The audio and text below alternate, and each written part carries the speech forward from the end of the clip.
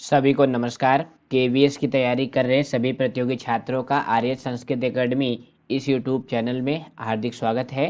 बच्चों, कुछ बच्चों के कमेंट आए थे कि सर जी फरवरी में ही पेपर हो सकता है, आप जल्दी जल्दी सारी वीडियो बना दीजिए। हमने सोचा है कि आपको शीघ्र सभी वीडियो उपलब्ध कराएं। प्यारे बच्चों, आज हम लोग छठी कक्षा के पाठ 7 को पढ़ेंगे, जिसका नाम है बकस प्रतीकारः। बकस बगुले का, प्रतीकारः बदला। तो बच्चों, यह पाठ इसलिए महत्वपूर्ण है क्योंकि इसमें अव्यय का प्रयोग सिखाया गया। देखिए यहाँ पे लिखा गया है अव्यय प्रयोगः। तो अव्यय के प्रयोग की दृष्टि से यह पाठ बहुत महत्वपूर्ण है और अव्यय वाले प्रश्न आपके पेपर में 100% आएंगे। इसलिए इस पाठ को बहुत अच्छे से पढ़ना और जिन जिन अव्ययों को हम चिन्हित करेंगे आप उसको कॉपी में नोट करते चलना। यह पाठ बगुले और श्रृंगाल की कथा है। तो आइए पाठ को प्रारंभ करते हैं। एकस्मिन् वने श्रृंगालः बकः च निवसतः अस्म। एक जंगल में श्रृंगाल और बगुला रहते थे। अब यहाँ प्रथम पंक्ति में क्या महत्वपूर्ण है? एकस्मिन्, अस्मिन् पदे प्रातिपदिकम किम। इस पद में प्रातिपदिक क्या है? प्रातिपदिक जानते हैं ना, मूल शब्द। तो इसमें मूल शब्द है एक, जो संख्यावाची एक शब्द है उसी में सप्तमी विभक्ति एक वचन में बनता है एकस्मिन्। समझ में आ रहा है ना? एक का पुल्लिंग और नपुंसकलिंग में सप्तमी विभक्ति एक वचन में बनता है एकस्मिन्। एकस्मिन् वने, एक जंगल में। और निवसतः, इसमें नी उपसर्ग है और वस धातु है। कौन सी धातु है? वस, जिसका अर्थ होता है रहना। लट लकार वर्तमान काल प्रथम पुरुष द्विवचन का क्रियापद है। और जो अस्म है, इस अस्म को ध्यान से देखिएगा। ये अस्म जो है ये भूतकाल बोधक अव्यय पद है। ये क्रियापद नहीं है, यह अव्यय पद है। हालांकि अस्म क्रियापद भी होता है लेकिन वो अस्मः होता है, जो अस धातु है, जिसके रूप चलते हैं अस्ति अस्ता संति असि अस्था अस्थ अस्मि स्वा अस्मः। तो वहां पे जो अस्मा है, जैसे वयम भारतीयाः अस्मः, हम सब भारतीय हैं, तो यहाँ जो अस्म है ये अस्मः है। यह क्रियापद है, लेकिन यहाँ पे जो अस्म आया हुआ है बच्चों, यह अव्यय पद है। इसको ध्यान से समझिएगा। वर्तमान काल की क्रिया के साथ अस्म का प्रयोग कर देने से वह क्रिया भूतकाल का अर्थ देने लगती है। जैसे यहाँ पे देखो, निवसतः रहते हैं, लेकिन अब अस्म लग गया तो इसका अर्थ हो गया रहते थे। बात समझ में आ रही है ना? जैसे बालकः पठति, बालक पढ़ता है, बालकः पठति अस्म, तो इसका अर्थ हो जाएगा बालक पढ़ता था। तो छोटे बच्चों की पुस्तक में इस अस्म का प्रयोग ज्यादा मिलता है। जो कहानियां होती है ना, कहानियों में इसका प्रयोग होता है। तो ये अस्म जो है अव्यय पद है, इसका ध्यान रखें। तयो, उन दोनों में मित्रता आसीत, मित्रता थी, वो दोनों दोस्त थे। अब तयो में तद शब्द है, तद जो सर्वनाम शब्द है उसी का सप्तमी विभक्ति द्विवचन में बनता है तयो। तयो, उन दोनों में मित्रता आसीत, मित्रता थी। अब मित्रता, यह भी ध्यातव्य पद है, ध्यान देने वाला पद है। इसमें मित्र शब्द है और प्रत्यय है तल। ध्यान दीजिएगा, जो 10th का सिलेबस है, व्याकरण वीथी के माध्यम से आपको तल प्रत्यय पढ़ना है। तो जो प्रत्यय केवीएस ने सिलेबस में निर्धारित कर रखा है, यानी जो 9वीं 10वीं के प्रत्यय हैं, उनको भी आप अच्छे से ध्यान से उदाहरण को याद करते चले। तो मित्रता में मित्र शब्द है और तल प्रत्यय है। तल प्रत्यय का ता जुड़ता है, जैसे निर्धन प्लस तल निर्धनता, शत्रु प्लस तल शत्रुता। उसी तरह से यहाँ पे मित्र प्लस तल मित्रता बना हुआ है। समझ में आ रहा है ना?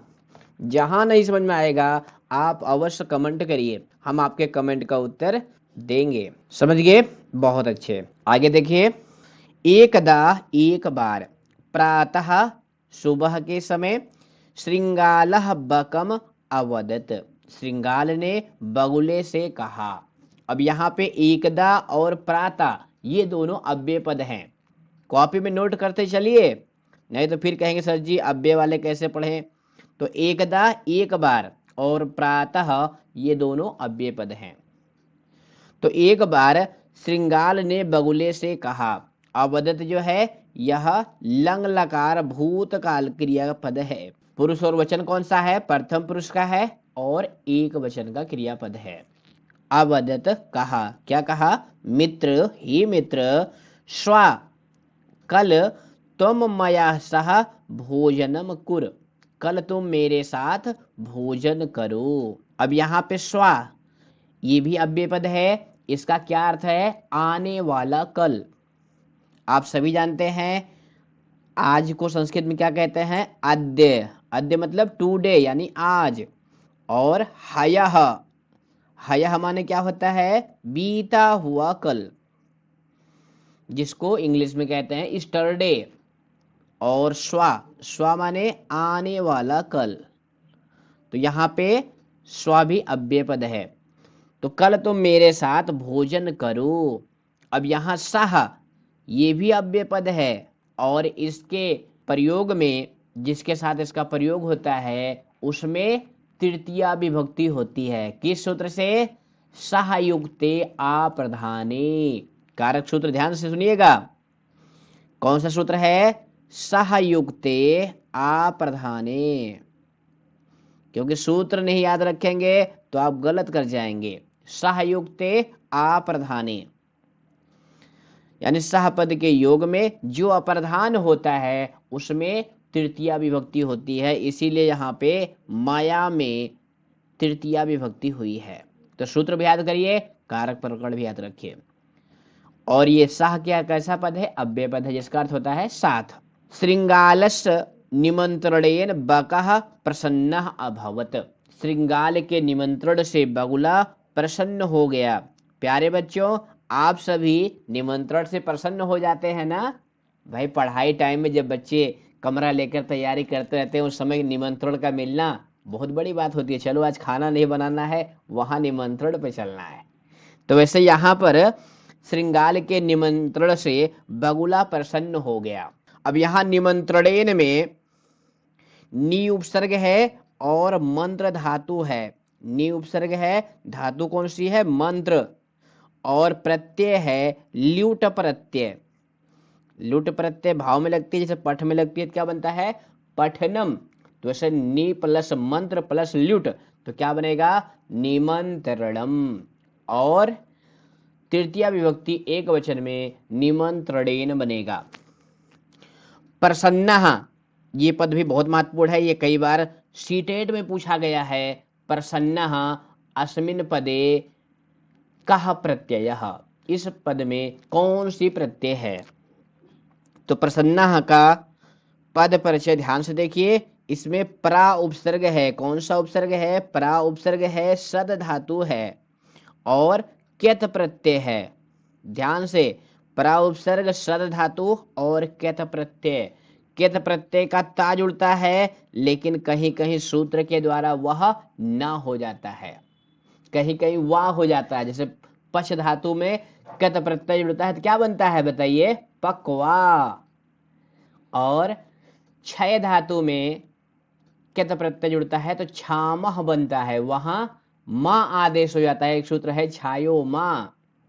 ये विशेष विशेष उदाहरण हैं, तो इनको याद रखिए कि प्रसन्न हमें प्रा उपसर्ग है, सद धातु है और क्यत प्रत्यय है। समझ में आ रहा है ना? बहुत अच्छा। आगे देखिए, निमंत्रण के बाद बगुला प्रसन्न हो गया।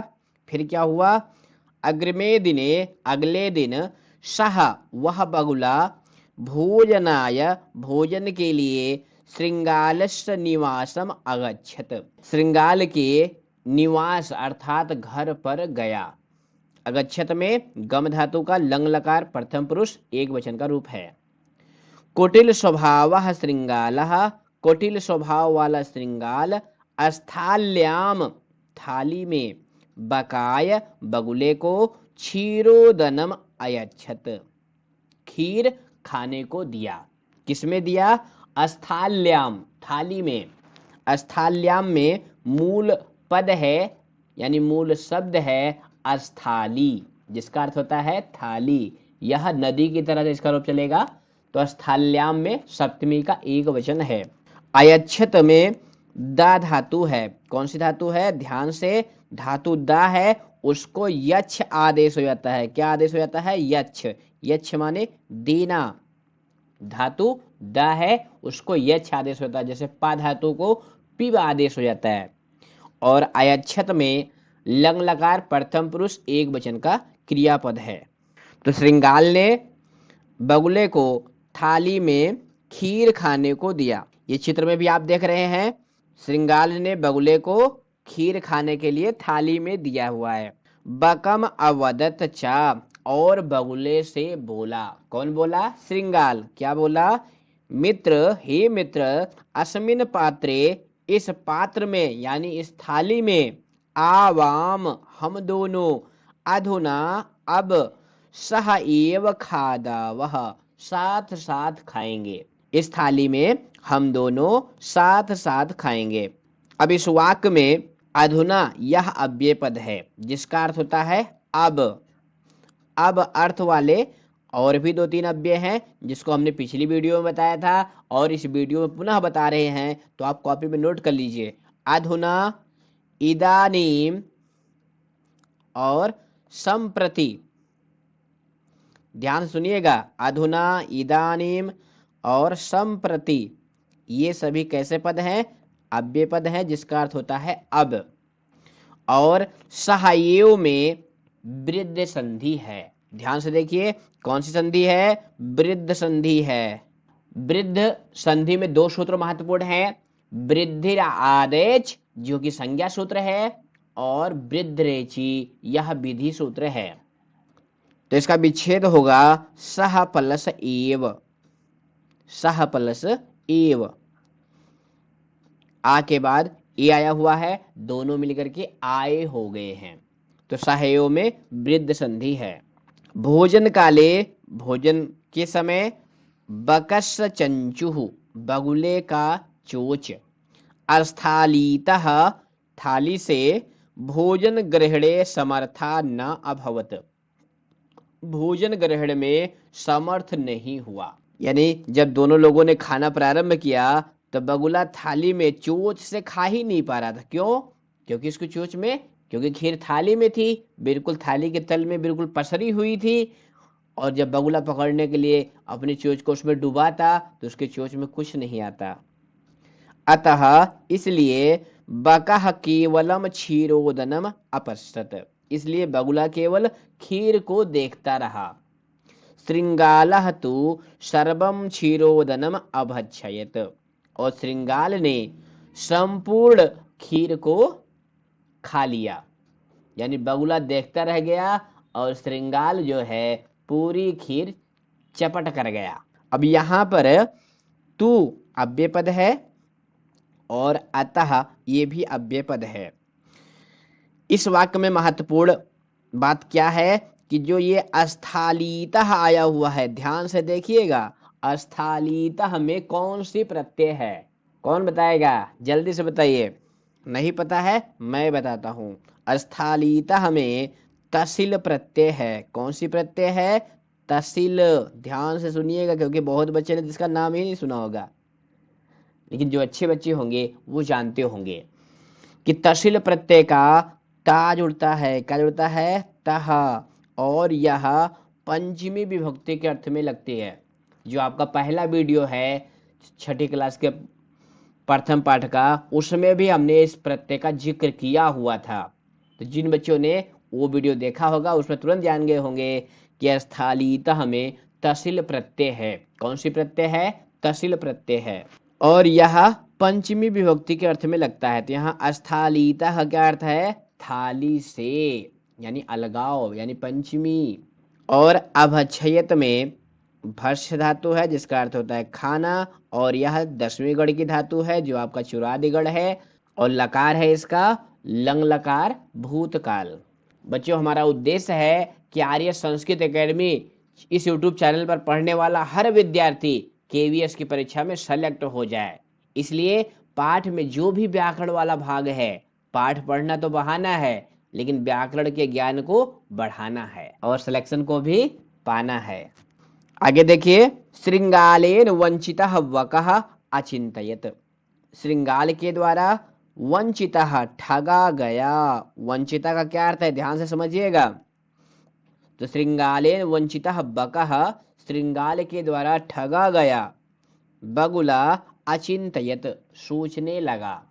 अब बगुला क्यों ठगा रह गया बताइए? क्योंकि आप किसी मित्र को खाने पे बुलाएं और खाना दें और वो खा ना पाए तो ठगा सा नहीं महसूस करेगा कि हम तो बड़े खुशी में आए थे कि चल रहे हैं आज श्रृंगाल भाई साहब के यहाँ खीर खाएंगे, और लेकिन श्रृंगाल भाई साहब ने क्या किया, खीर को थाली में दिया और बगुला खा ही नहीं पाया। तो कैसा हो गया, वंचितः, ठगा हुआ। अब वंचितः में प्रत्यय कौन सी है, तो इसमें वंच धातु है। कौन सी धातु है, ध्यान से, वंच धातु है, जिसका अर्थ होता है ठगना, और प्रत्यय है क्यत प्रत्यय। क्यत प्रत्यय का ता जुड़ता है और यह भूतकाल के अर्थ में लगती है। ध्यान से समझिएगा, क्यत और कतवतु दोनों भूतकाल के अर्थ में लगते हैं। क्यत प्रत्यय कर्मवाच्य और भाववाच्य में लगता है, कतवतु प्रत्यय कर्तृवाच्य में लगता है। तो श्रृंगाल के द्वारा ठगा गया बगुला सोचने लगा। क्या सोचने लगा, यथा अनेन मया सह व्यवहारः कृतः, जैसे अनेन, इनके द्वारा, इनके द्वारा किसके द्वारा, इस श्रृंगाल के द्वारा, मया सह व्यवहारः कृतः, मेरे साथ व्यवहार किया गया, तथा उसी प्रकार अहम अपि, मैं भी, तेन सा व्यवहरिष्यामि, इनके साथ व्यवहार करूंगा। यानी इन्होंने जैसे मुझको बुला करके ठगा है, वैसे मैं भी इनको बुला करके अपने घर ठगूंगा। ऐसा उसने चिंतन किया, सोचा। अब यहाँ पे अनेन, ये किस शब्द का रूप है, ये ईदम शब्द का रूप है। किस शब्द का, ध्यान से देखिएगा, क्योंकि हमारी वीडियो से पढ़ने वाला कोई भी विद्यार्थी एक भी प्रश्न को गलत ना करे, ऐसा हमारा विचार है। तो यहाँ अनेन में ईदम शब्द का रूप है। ये किस शब्द का, ईदम। ईदम माने यह, मकारांत शब्द सर्वनाम शब्द है। इसके रूप तीनों लिंगों में चलते हैं और तृतीया विभक्ति में अनेन बनता है। तो अनेन इसके द्वारा, और कृतः में क्री धातु है और क्यत प्रत्यय है। क्री धातु क्यत प्रत्यय कृतः।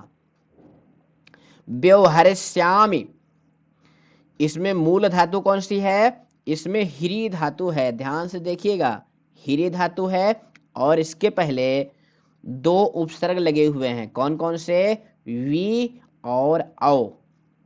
ध्यान से, वी और औ उपसर्ग लग करके हीरी धातु में क्या बनता है, व्यवहरिष्यामि।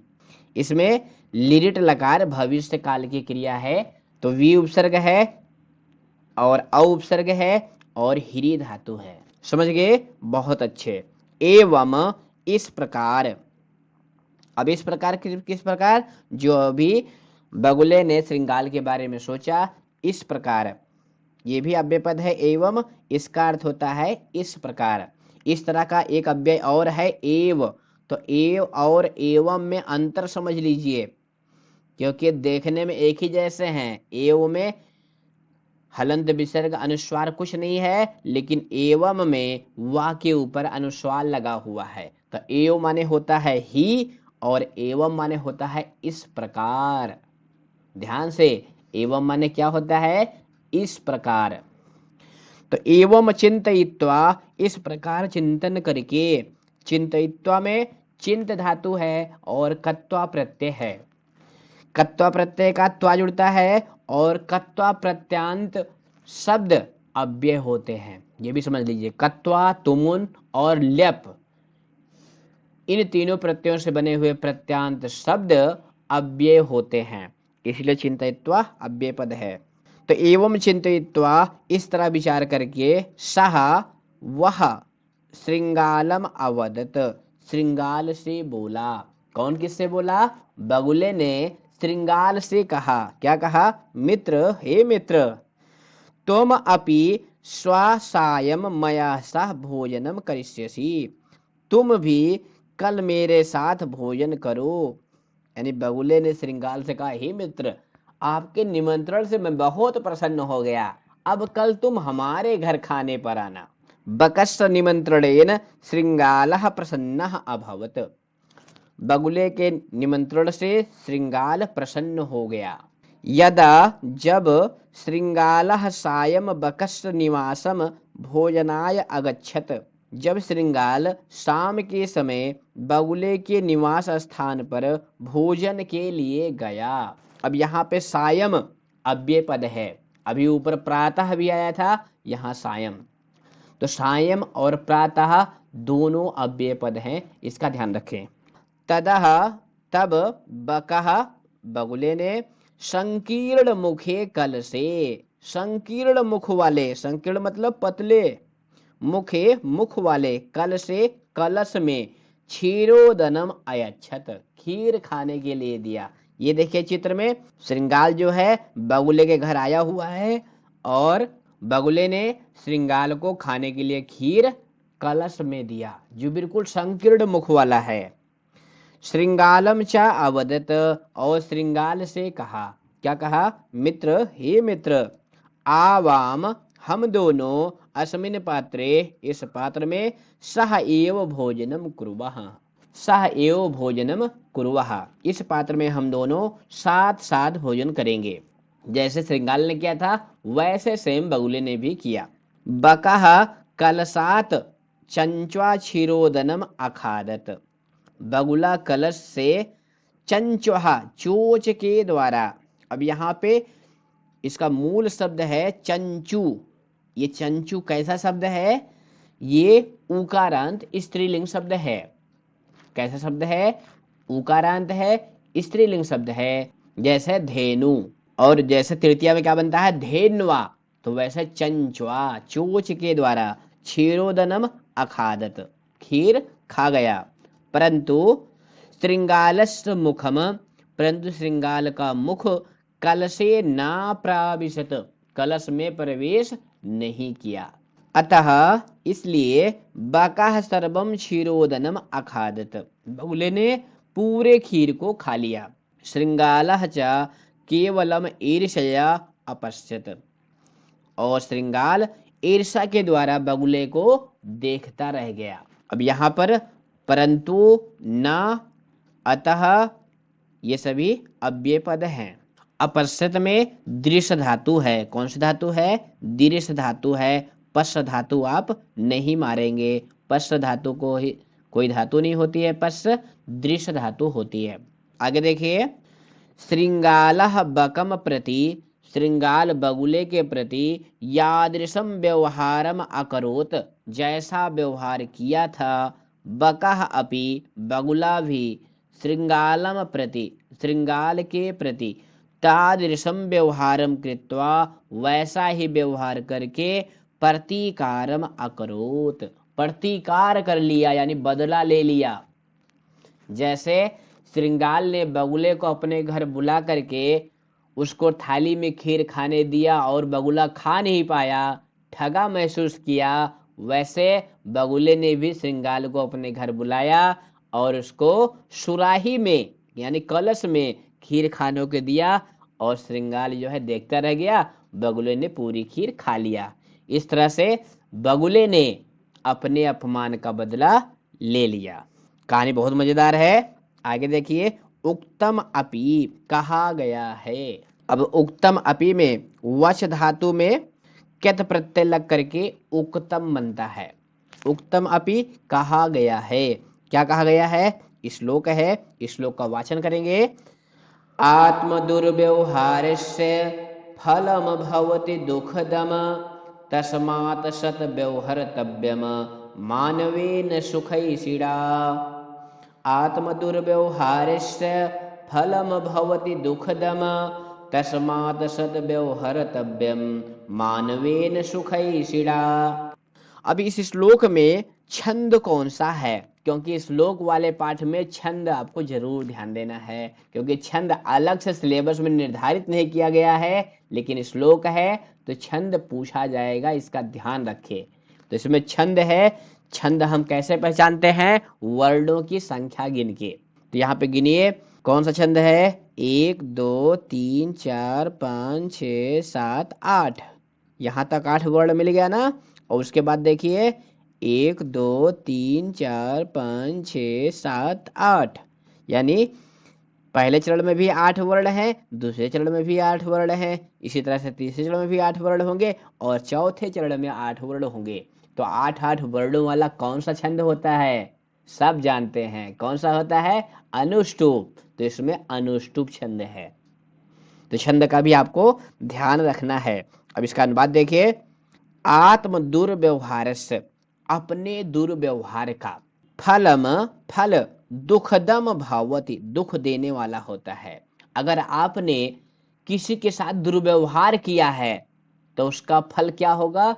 दुख देने वाला होगा, क्योंकि आप जिसका भी बुरा करेंगे वो मौका पाते ही आपका बुरा अवश्य ही करेगा। तस्मात, इसलिए, सत व्यवहार तव्यम, सत अच्छा व्यवहार करना चाहिए। किसके द्वारा? मानवीन, मनुष्य के द्वारा। और कैसे मनुष्य के द्वारा? सुखई सी। तो कैसे मनुष्य के द्वारा? सुखई सीड़ा, सुख चाहने वाले मनुष्य के द्वारा। यानी अगर मनुष्य सुख चाहता है तो किसी के साथ भी दुर्व्यवहार ना करे। तो इस तरह से बच्चों हमने बहुत अच्छे से पाठ पढ़ लिया। अब ये इस पाठ के शब्दार्थ हैं, इसको भी आप याद कर लें। इसके बाद हम लोग प्रथम प्रश्न को देखेंगे, क्योंकि प्रथम प्रश्न में सभी अव्यय लिखे गए हैं, इसलिए प्रथम प्रश्न और द्वितीय प्रश्न को जरूर हल करेंगे। देखिए यहाँ पे लिखा गया है उच्चारणम कुरुत, उच्चारण करिए, लेकिन हमें उच्चारण नहीं करना है, हमें तो केवीएस की परीक्षा पास करनी है। तो हम इसका अर्थ देखेंगे। यत्र जहां, तत्र वहां, कुत्र कहाँ, अत्र यहाँ, अन्यत्र दूसरी जगह, ये सभी जो हैं स्थान बोधक अव्यय पद हैं। कैसे पद हैं? स्थान बोधक अव्यय पद हैं। इस तालिका में सभी पद अव्यय हैं। कैसे पद हैं? सभी अव्यय पद हैं। तो सभी अव्ययों का अर्थ याद कर लीजिए, एक बार पुनः सुनिए। यत्र जहां, तत्र वहां, कुत्र कहाँ, अत्र यहाँ, अन्यत्र दूसरी जगह। अब ये इतने यदा, तदा, कदा, एकदा, ये समय बोधक अव्यय पद हैं। इनका अर्थ देखिए, यदा जब, तदा तब, कदा कब, एकदा एक बार, और चा, इसका तो आप अर्थ जानते हैं क्योंकि सर्व प्रसिद्ध अव्यय पद है। चा माने और। उसके बाद अपि, अपि माने भी, अद्य आज, श्वा आने वाला कल, हयः बीता हुआ कल, ये तीनों अव्यय बहुत महत्वपूर्ण हैं। अद्य श्वा हया, अद्य माने आज, श्वा माने आने वाला कल, हया माने बीता हुआ कल। प्रातः सुबह, आहर निशम रात दिन, आहर निशम का अर्थ होता है रात दिन, लेकिन ये कभी कभी शाश्वत के अर्थ में भी प्रयुक्त होता है। जैसे अहम आहर निशम पठामि, मैं रात दिन पढ़ता हूँ, यानी मैं लगातार पढ़ता हूँ। अधुना अब, एव ही, कुतः कहाँ से, सायं शाम को। तो ये सभी अव्यय पद हैं, इनको आप कॉपी में नोट कर ले, इनका अर्थ भी नोट कर ले। इसके बाद प्रश्न नंबर 2 है, मंजूषातः उचितम अव्यय पदम चित्वा रिक्त स्थानम पूरयत। मंजूषा में दिए गए अव्यय की सहायता से रिक्त स्थान भरिए। यह प्रश्न आपके पेपर में आ सकता है, यानी एक वाक्य दे दिया रिक्त स्थान के रूप में और उसमें 4 अव्यय दे देगा और कहेगा इस वाक्य के लिए उचित अव्यय है। ध्यान से सुनिएगा, क्या कहेगा? इस वाक्य के लिए उचित अव्यय है। तो पहले सभी अव्ययों का अर्थ देख लेते हैं। अद्य आज, अपि भी, प्रातः सुबह, कदा कब, सर्वदा हमेशा, अधुना अब इनका वाक्य में प्रयोग करेंगे। पहला वाक्य है भ्रमणम स्वास्थाय भवति, भ्रमण करना स्वास्थ्य के लिए होता है। अब इसमें क्या भरेंगे? प्रातः। क्या भरेंगे? प्रातः। प्रातः भ्रमणम स्वास्थाय भवति। अगर आप अव्यय का अर्थ जानते हैं और वाक्य का अर्थ जानते हैं तभी आप अव्यय का उचित प्रयोग कर पाएंगे। दूसरा वाक्य है सत्यम वद, सत्य बोलो। अब कब सत्य बोलो? आज, कल, परसों नहीं, सर्वदा, हमेशा। तो इसमें भरेंगे सर्वदा सत्यम वद। और एक लाइन तो प्रसिद्ध है ना, सदा सत्यम वद, हमेशा सत्य बोलो। तीसरा वाक्य है त्वम मातुल गृहम गमिष्यसि, तुम मामा के घर जाओगे। अब इसमें क्या भरेंगे? कदा। त्वम कदा मातुल गृहम गमिष्यसि।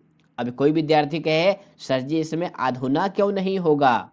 क्योंकि अधुना का भी अर्थ होता है अब, ये भी कालबोधक अव्यय पद है, लेकिन यहाँ अधुना का प्रयोग करेंगे तो क्रिया वर्तमान काल की होनी चाहिए, लेकिन यहाँ पे क्रिया गमिष्यसि है, इसलिए यहाँ पे कदा आएगा कि तुम मामा के घर कब जाओगे। चौथा वाक्य है दिनेशः विद्यालयं गच्छति, दिनेश विद्यालय जाता है। अहम, मैं, तेन सह गच्छामि, उसके साथ जाता हूँ। तो यहाँ पे उपयुक्त अव्यय क्या हो जाएगा? अपि। क्या भरेंगे? यहाँ पे भरेंगे अपि। अहम अपि तेन सह गच्छामि, मैं भी उसके साथ जाता हूँ। पांचवा वाक्य है विज्ञानस्य युगः अस्ति, वैज्ञानिक युग है, विज्ञान का युग है। अब इसमें क्या भरेंगे? अधुना। अधुना विज्ञानस्य युगः अस्ति, यह विज्ञान का युग है, तकनीक का युग है कि हम दोनों रजाई में बैठे बैठे हम पढ़ा रहे हैं और आप रजाई में बैठे बैठे ठंडी में पढ़ रहे हैं। तो ये कैसा युग है? विज्ञान का युग है, जिसमें अधुना भरेंगे। अंतिम वाक्य है रविवासरः अस्ति, रविवार है। तो इसमें क्या भरेंगे? अद्य। अद्य रविवासरः अस्ति, आज रविवार है। तो बच्चों यह पाठ बहुत महत्वपूर्ण है केबीएस की परीक्षा की दृष्टि से, तो इसको अच्छे से पढ़ लिए होंगे। तो प्लीज बच्चों वीडियो आपको कैसी लगी कमेंट अवश्य करें, और नए हैं तो चैनल को सब्सक्राइब कर लें। फिर मिलेंगे अगली वीडियो में। जयतु संस्कृतम, जयतु भारतम, जय हिंद।